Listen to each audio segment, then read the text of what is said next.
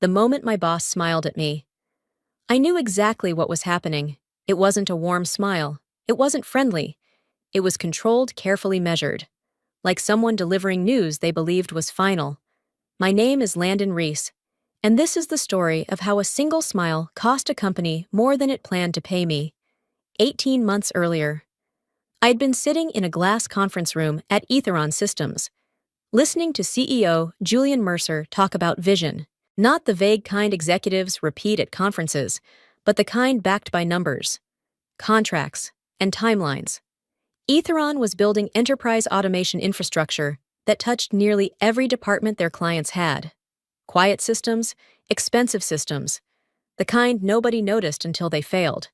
They wanted me to design and stabilize those systems. The offer was generous on paper, a competitive salary, performance incentives, and a deferred bonus tied to a liquidity event the board was already planning for. But I'd been in this industry long enough to know that timing mattered more than titles. So I negotiated one clause. If I was terminated for any reason other than proven misconduct within 12 months of a liquidity event, my deferred compensation would vest immediately capped at $8.5 million. Julian paused when he read it. So did their legal director. Then they signed. I stayed.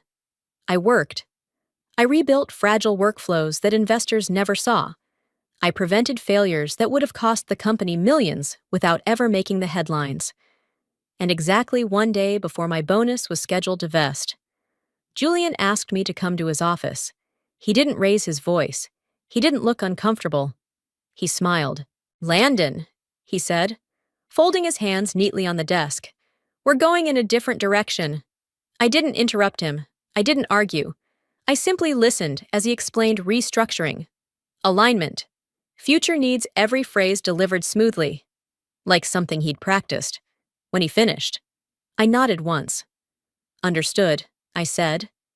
He looked surprised by how calm I was. What Julian didn't realize, what that smile betrayed, was that the decision had already been accounted for. Not emotionally, contractually. And as I stood up to leave his office, I knew something he didn't yet understand. The most expensive part of that meeting hadn't happened yet. How did that moment make you feel, that quiet smile? The calm voice, sometimes those hurt more than shouting ever could. If this story brings something up for you, do yourself a favor tonight, write down one boundary you wish you'd set earlier, even if no one else ever reads it. Let me know where you're listening from right now, and if you want to stay with me through what happened next, go ahead and subscribe, because this is where the real consequences begin. Most people think value is loud. Big presentations, public wins, titles printed on glass doors. That wasn't my role at Etheron. My work lived underneath everything else, quiet, structural, invisible when it functioned correctly. I was responsible for systems that never appeared on investor slides, but sat behind revenue forecasts, compliance reports, and operational guarantees the board casually promised during earnings calls. When something broke, it wouldn't be dramatic, it would be catastrophic. So I built redundancies no one asked for. I rewrote internal workflows that had grown messy through years of rushed growth. I documented edge cases most teams pretended didn't exist. I created fail-safes for decisions executives made emotionally but justified later with numbers. And for 18 months, nothing failed. That success had a side effect no one warned me about. People stopped noticing. During quarterly reviews, my name rarely came up. When it did, it was brief, systems stable, no incidents, risk profile improved, clean lines on clean charts, no applause required. I was fine with that. I'd learned early in my career that the absence of noise usually meant someone was doing their job exceptionally well. But slowly, the rooms changed. Meetings I'd always attended started happening without me. Calendars shifted at the last minute. Conversations stopped when I walked past glass walls that used to stay open. I didn't confront anyone. I didn't need to. Patterns speak louder than explanations. Julian stopped asking questions. When he did speak to me, it was formal, polite, distant, transactional. The legal director began routing documentation through a different chain. And once, just once, I noticed a draft memo referencing my framework with someone else's name attached. That was when I checked my contract again. Not because I was worried, because I wanted to confirm something I already suspected. The clause was still there, unchanged, signed, dated, countersigned by the board. Exactly as written. I kept doing my job. I closed the last vulnerability review. I finalized the transition documents for the upcoming liquidity event. I prepared contingency files no one requested, but everyone would need if things went sideways. Then came the calendar invite. No subject line, no agenda, just Julian's name and 15 minutes blocked off the day before my bonus was scheduled to vest. I didn't feel panic. I felt confirmation. That night, I didn't rehearse arguments. I didn't prepare defenses. I organized files, backed up records, and made sure every version of my agreement existed in more than one place. When people think they're about to remove you, they rush. When you know you're protected, you let them. Because the mistake isn't the termination, it's believing the story ends there. Julian was already seated when I walked in. His office looked the same as always, minimalist, expensive, intentionally neutral. No personal photos, no clutter. The kind of space designed to feel authoritative without saying anything at all. He gestured toward the chair across from him. "Thank you for coming in on short notice," he said. I sat. Calm, still. He began with the language executives are trained to use when they want something to sound inevitable. Strategic alignment, organizational efficiency, future-facing priorities. Every sentence carefully constructed to avoid responsibility. I listened without interrupting. At some point, he stopped speaking and folded his hands together. That was the signal. "Effective immediately," Julian said. "We're terminating your position at Etheron Systems." He watched my face closely, as if expecting anger, disbelief, or negotiation. I gave him none of that. "I understand," I said. That caught him off guard. "There will be a severance package," he continued quickly. "Recovering. HR will follow up. Your access will be revoked by end of day." "Of course," I replied. He hesitated. "You're taking this very professionally." "I've always been professional," I said. Julian nodded, visibly relieved. In his mind, this was going better than expected. Clean, quiet, no scene, no complications. What he didn't realize was that the most important part of this meeting hadn't happened yet. It happened when he slid a single document across the desk. The termination letter. I glanced at it, not to read it, just to confirm the date and wording. Then I stood. "If that's all," I said, "I'll let you get back to your day." Julian blinked. "That's it?" "Yes." He stood as well, extending his hand. "I want you to know this wasn't personal." I shook his hand briefly. "It never is." I left his office without stopping at my desk, without saying goodbye, without packing anything that mattered. In the elevator, my phone buzzed. Access revoked, email disabled, calendar cleared. Efficient. By the time I reached the parking garage, I was already opening my laptop. Not to plead, not to argue, not to warn. I sent 3 messages. The first went to my attorney. The second went to the board's external counsel. The third went to the acquiring firm's compliance team, the one department Julian had assumed would never need to hear my name. I didn't write much. I didn't need to. All I attached was the contract, and one sentence. This termination occurred less than 24 hours before a scheduled liquidity vesting event. Please review Section 7. Then I closed the laptop and drove home. Behind me, Etheron Systems continued its day, unaware that the clock they thought had stopped was just beginning to tick. "If you leave here, you will miss the most important thing." The first response came faster than I expected. It wasn't emotional. It wasn't dramatic. It was procedural. An email from my attorney arrived less than 30 minutes after I sent the contract. Short subject line. One question in bold. "Did this termination occur within 12 months of a liquidity event?" I replied with the date. The time. The calendar invite Julian had sent. No commentary. The second response took longer.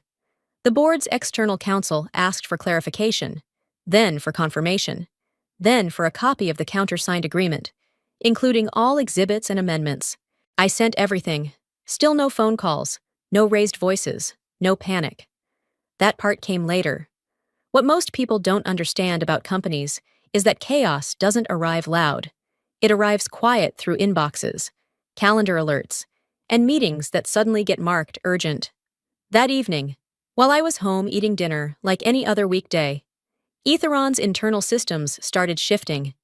Access logs flagged unusual activity. Legal documents were reopened. Versions were compared. Questions were forwarded without names attached. Someone, somewhere, had finally read the clause. The next morning, my phone rang. Unknown number. I let it go to voicemail. Then it rang again. And again. By the third call, I recognized the pattern, not desperation yet, but concern. The kind that forms when something doesn't line up the way it's supposed to. I checked my email. A message from the acquiring firm's compliance team. Formal, neutral, carefully worded. They acknowledged receipt of my contract. They confirmed the termination date. And they requested a call to clarify potential exposure related to undisclosed liabilities. That phrase mattered. Undisclosed liabilities. It meant someone had connected the dots. I agreed to the call, scheduled it for later that afternoon. No urgency on my side. An hour later, another email arrived, this one forwarded accidentally, or perhaps intentionally. An internal chain. Julian's name appeared twice. So did legal. So did a subject line that hadn't existed the day before. Immediate review required termination risk. That was when I knew the tone had changed. By midday, the phone calls stopped. That's when things usually get serious. Companies don't panic out loud. They go quiet while they calculate. They pull in advisors. They ask questions they should have asked earlier. They start realizing that decisions made for convenience don't disappear just because they were delivered politely. I didn't celebrate. I didn't feel vindicated. I felt the same calm I'd felt in Julian's office, because this wasn't about revenge. It was about sequence. They'd made a move. Now the system was responding. And systems, when built correctly, don't care who's smiling. The call began exactly on time. No small talk, no pleasantries. Just a clean connection and a voice that sounded trained to stay neutral under pressure. "This is compliance," she said. "Thank you for making yourself available." I confirmed my identity and waited. "We've reviewed the agreement you sent," she continued. "Specifically, Section 7, subsection C." I didn't respond. Silence. When used correctly, invites precision. "Your termination occurred less than 24 hours before a scheduled liquidity event," she said, "and the clause you negotiated appears to trigger immediate vesting." "That's correct," I replied. Another pause. Papers moving, a keyboard in the background. "Our concern," she said carefully, "is that this obligation was not disclosed during diligence as a potential material liability." I could hear it now, not anger, not fear, but recalculation. "That's my understanding as well," I said. The clause was countersigned by the board and incorporated into the final employment agreement, and capped at $8.5 million, she added. "Yes." The line went quiet again. Longer this time. When she spoke, her tone had shifted. Less formal, more direct. "If this obligation stands," she said, "it alters the acquisition structure, at minimum. It requires immediate remediation. I'm open to resolving it cleanly," I said. "I don't have an interest in delaying the transaction." "That's good to hear." She exhaled softly. "Because at the moment, the transaction is paused." I didn't react. "Paused pending clarification," she added quickly, but paused nonetheless. That single word carried weight. Paused meant meetings had been canceled, documents locked, advisors pulled back into rooms they thought they were done with. It meant timelines were no longer assumptions. "Has Etheron's leadership been informed?" I asked. "Yes," she said, "within minutes of our review." I pictured it clearly, Julian's calendar clearing, legal scrambling, the board realizing something expensive had been handled casually. "There's one more issue," she continued.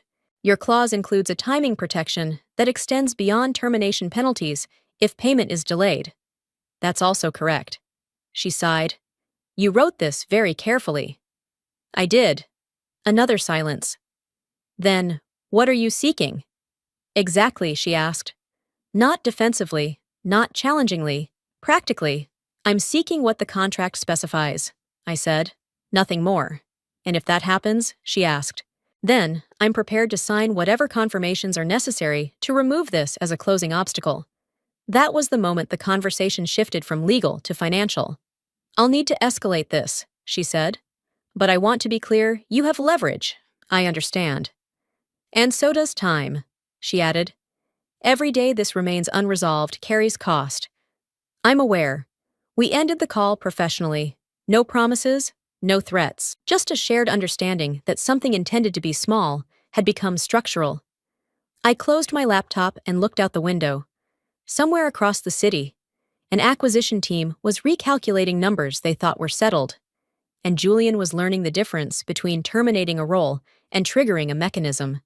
The next part is only understood by the truly observant. Don't miss it. The first call from Etheron came that evening. Private number, then another. Then a text message that didn't say much, but said enough. Let's talk. We can resolve this. I didn't reply. When companies say resolve, they usually mean reduce damage, not honor agreements. The next morning, my attorney called. They're nervous, she said. Legal is scrambling. Board members are asking questions no one prepared answers for. That tracked. By noon, the calls changed tone. Julian didn't reach out himself, not yet. Instead, it was their head of legal operations. Calm voice. Professional. Overly polite. We think there's been a misunderstanding, she said. The intent of the clause. The intent is irrelevant, my attorney replied before I could. The language is explicit. A pause. Well? The woman continued carefully. Perhaps we can discuss an alternative resolution, something mutually beneficial. That was mistake number one. They assumed this was a negotiation born from emotion. It wasn't. By mid-afternoon, a written offer arrived. Severance enhancement, accelerated partial vesting, a confidentiality agreement drafted aggressively enough to suggest fear. The number sat well below the contractual cap. I read it once, then forwarded it to my attorney without comment. Her response came quickly. They're testing you, she wrote. If you counter, they'll know you're flexible. I didn't counter. Silence. Again. Did the work. An hour later, another email arrived, this one marked urgent. The tone had shifted. They acknowledged the clause. They acknowledged the timing. They acknowledged that the acquiring firm had raised concerns. But they proposed delayed payment, structured disbursement, milestone-based release. Language that quietly violated the contract in 3 different places. Mistake number 2. They were trying to buy time. Time, however, was the one thing they didn't control anymore. That evening, my phone rang again. This time, I answered. Landon, Julian said. His voice sounded different, less composed, still controlled but stretched. We need to be practical, he said. Dragging this out hurts everyone. I agree, I replied. Then let's find a solution that keeps the transaction intact. The solution is already written, I said. You signed it. He exhaled sharply. You know that paying this immediately creates complications. Yes, I said. For you. Another silence. What do you want? He asked finally. I want what the contract requires, I said. Paid on time, in full. And if we don't, I didn't answer right away. If you don't, I said calmly, this becomes the most expensive delay your investors didn't see coming. He didn't respond. The line went dead. I didn't feel victorious. I felt something quieter. They had moved from confidence to negotiation to concern, and there was only one step left. The meeting happened without me. That was the first sign it had already gone badly. I learned about it later from my attorney, from the compliance lead, from the pauses that suddenly appeared in conversations that had once been smooth. Etheron's board convened an emergency session with external counsel and the acquiring firm's legal team. No agenda was circulated. No minutes were promised. Only one topic mattered: my contract. They started, I was told, by walking through the termination timeline: dates, times, signatures, each step confirmed by someone who had assumed, until that moment, that the details were harmless. Then they reached Section 7, subsection C. The room slowed down.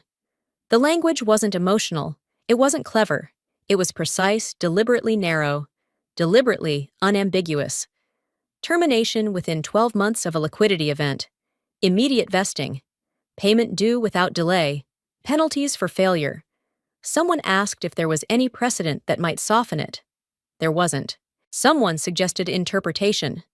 That didn't last long, because contracts don't care about intent when the words are clear. The outside counsel read the clause aloud. Then again. Then once more. Slower this time. That was when the question finally surfaced. The one no one had asked before the termination. Has she been paid silence? Not the comfortable kind. The kind that settles when everyone realizes the answer is no, and that the when now matters more than the if.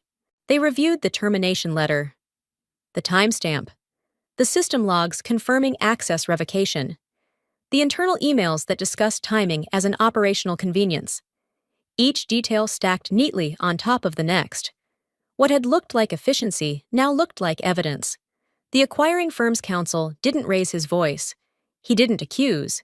He simply outlined consequences: undisclosed material liability, transaction risk, grounds for delay or renegotiation. And suddenly, the number everyone had tried not to say out loud appeared on the table: $8.5 million, plus penalties, plus legal fees, plus reputational exposure. That was when panic finally broke through the professionalism. Someone asked how this had been missed. Someone else asked who had reviewed the contract during diligence. Names were exchanged, responsibilities reassigned in real time. But there was no undoing the sequence. The question, has she been paid, echoed, because it had a follow-up no one wanted. What happens if she hasn't? By the time I received the first formal message from the board, the tone had changed completely. No bargaining, no reinterpretation, no delay. Just one sentence: we would like to resolve this immediately. I read it once, then forwarded it to my attorney.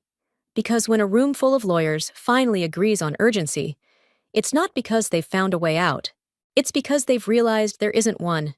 You will want to stay until the end to hear this part. The call came early the next morning.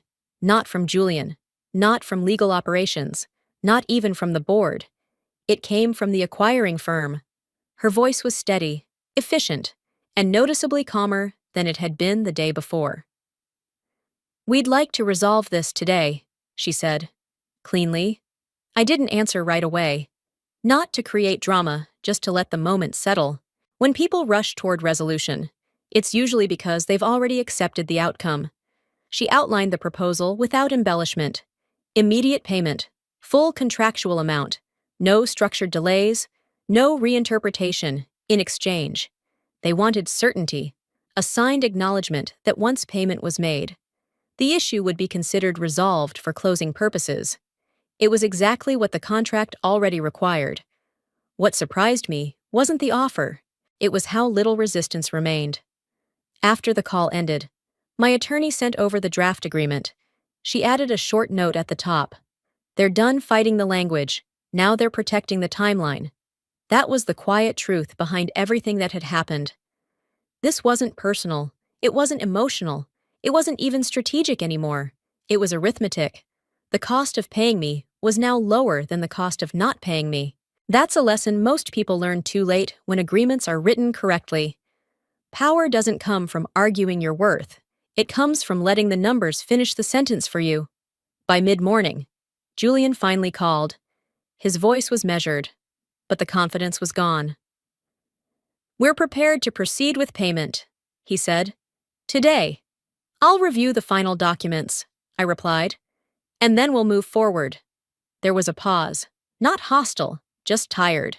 You planned for this, he said quietly. I planned to protect myself. I answered. What happened after that was your choice. He didn't argue. An hour later, Confirmation arrived. The funds were scheduled. Compliance cleared the path. The acquisition clock started moving again. Everything that had felt urgent for days suddenly became administrative. That's how these moments usually end, not with shouting, not with victory speeches, but with paperwork moving faster than it did before, when the wire confirmation finally appeared. I didn't celebrate. I didn't call anyone. I simply closed my laptop and sat still for a moment. Not because I was overwhelmed, but because something had settled. I'd seen the full arc now, from confidence to dismissal, to recalculation, to quiet acceptance. And the smallest lesson hidden inside all of it was this: if you rely on goodwill, you're asking for permission. If you rely on preparation, you're setting terms. By the time the company understood that difference, the decision was already irreversible, and the story wasn't over yet. The transaction closed on schedule. From the outside, everything looked intact. Press releases went out on time. Executives smiled in carefully staged photos. Analysts used the same words they always did: strategic alignment, strong fundamentals, long-term value. But inside Etheron, nothing felt the same. I didn't hear about it immediately. That kind of damage never announces itself. It leaks through tone, through absences, through small decisions that don't get explained. The first change was Julian. He stayed on. Officially. Transition period. Advisory role. Same title. Smaller footprint. Meetings shortened. Decisions routed elsewhere. His name still appeared on emails, but less often at the top. People noticed. Confidence is fragile once it's punctured. And leadership, once questioned, doesn't regain gravity just because the deal closes. Then came legal. External counsel was replaced within weeks. Not publicly, not ceremonially, just quietly phased out. Internally, documentation standards tightened overnight. Approval chains grew longer. Risk reviews that used to be optional became mandatory. Someone, somewhere, had decided that assumptions were no longer acceptable. The board changed too. One member stepped down early. Another stopped attending in person. Committees were restructured. Oversight expanded. Nothing dramatic, but enough that anyone paying attention could tell a line had been crossed. And then there was the part no one could rewrite. Trust. Employees don't forget how someone is treated when timing makes it convenient. They remember the silence, the speed, the explanations that arrive polished but hollow. I heard later that questions started circulating internally, not about me, but about safety. If it happened once, could it happen again? If a contract could be overlooked? What else had been, if leadership had smiled through that decision? What else might they smile through? That kind of doubt doesn't show up in reports. It shows up in exits. Etheron didn't collapse. It didn't implode. That would have been easier to explain. Instead, momentum slowed. Recruitment became harder. Negotiations took longer. Every assurance required more proof than before. The company paid what it owed me, but it also paid something else. It paid with caution, with hesitation, with the quiet erosion that follows when people realize the system doesn't protect them unless they protect themselves first. As for Julian, I never spoke to him again. I heard he framed the outcome as an unfortunate misunderstanding. A legal technicality, an edge case. That's another lesson people learn too late, if your explanation begins after the damage is done. It isn't leadership, it's revision. The real cost of that decision wasn't the wire transfer. It was the moment everyone else understood that smiles don't guarantee safety, and that preparation matters more than position. By the time Etheron finished recalibrating, the lesson had already spread, and the story was ready for its final chapter. After everything settled, life didn't change the way people imagine it does. There was no dramatic pivot, no sudden reinvention, no urge to tell the story louder than it needed to be told. I took a few weeks away from work, not to escape, but to reset my sense of scale. Long walks, quiet mornings, time to think without urgency, pressing against every decision. What stayed with me wasn't the money, it was the sequence. How quickly confidence turns into assumption, how easily convenience replaces judgment. How often people confuse calm with weakness. Julian had smiled because he believed the system favored him. He trusted momentum, trusted hierarchy, trusted that things done quietly would stay quiet. He wasn't careless. He was unprepared. And that distinction matters. Preparation doesn't announce itself. It doesn't demand recognition. It sits patiently until it's needed, and then it doesn't argue. It simply functions. I didn't win because I fought harder. I didn't win because I spoke louder. I won because months earlier, I'd written something down carefully and insisted it stay there. That's the part most people skip. They negotiate roles, titles, salaries. They trust relationships to carry the rest. But systems don't respect trust. They respect structure. Eventually, I returned to work on my terms. Advisory roles, short engagements, situations where clarity mattered more than optics. I found that people listened differently when they knew I valued precision over presence. And sometimes, late at night, I think about that smile again. Not with anger, not with satisfaction, just recognition. Because in that moment, everything was already decided. The outcome wasn't shaped in Julian's office. It was shaped 18 months earlier, in a quiet room, with a clause no one paid attention to until it mattered. That's the final lesson I carry forward if you want to feel safe later. You don't wait for fairness. You build certainty early. Everything else is noise, and noise fades. In those moments, I wasn't trying to win. I was trying to be whole. What surprised me most was how human it all felt.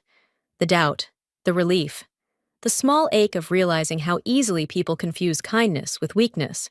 And yet, there was also something deeply affirming knowing that preparation, patience, and self-respect can carry you through storms without changing who you are. You don't need to harden to protect yourself. You just need to be clear. If you stayed with me until the end of this story, I hope you felt that quiet strength too. After you finish listening, do yourself one small kindness pause before jumping into the next thing. Let the story settle. Notice how your body feels when you're not rushing. Where are you listening from right now? I'd really love to know. If this story resonated, share what part stayed with you in the comments. And if you found value here, a like or share helps more than you think. Subscribe if you want to keep walking through stories like this together slowly, honestly, and with purpose.